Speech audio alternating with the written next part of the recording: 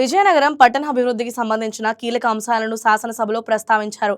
స్థానిక ఎమ్మెల్యే పూసపాటి అదితి విజయలక్ష్మి గజపతిరాజు వేణుగోపాలపురం వద్ద 220 kV విద్యుత్ సబ్స్టేషన్ నిర్మాణంపై ఆమె ప్రశ్నించగా మంత్రి స్పందించారు. ధన్యవాదాలు అధ్యక్ష.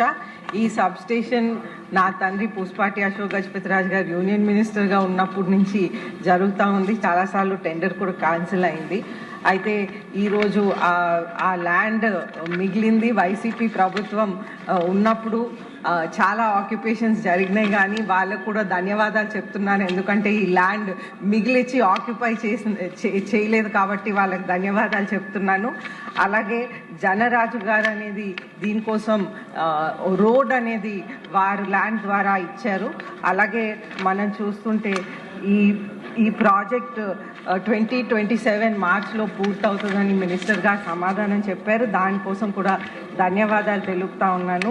అయితే ఇప్పుడు వైజాగ్లో మనం చూసుకుంటే అండర్ గ్రౌండ్ కేబులింగ్ అనేది ఎలక్ట్రిసిటీ లైన్స్ జరుగుతూ ఉంది.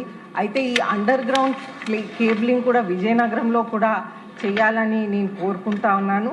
అదేవిధంగా మనం చూస్తుంటే ప్రతి సంవత్సరం ఒక 10% ఎలక్ట్రిసిటీ డిమాండ్ అనేది విజయనగరంలో పెరుగుతూ ఉంది అధ్యక్ష.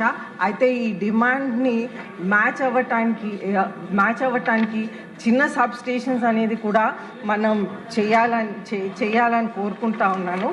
అయితే దీనికోసం సిఎంఆర్ ఆపోజిట్ కూడా ఒక సబ్ స్టేషన్, అదేవిధంగా జొన్నవలస నుంచి పూసపాటి ఫ్యామిలీ ల్యాండ్ డొనేషన్ ఇచ్చారు. ఆ సబ్ స్టేషన్ కూడా పూర్తి చేయాలని కోరుకుంటా ఉన్నాను. అలాగే కేఎల్పురంలో కూడా ఒక సబ్ స్టేషన్ పూర్తి చేయాలని కోరుకుంటూ సెలవు తీసుకుంటాను. ధన్యవాదాలు. హాయ్ వ్యూయర్స్, ఈ వీడియో మీకు నచ్చినట్లయితే లైక్ కొట్టి షేర్ చేసి వైకే టీవీని సబ్స్క్రైబ్ చేసుకోండి.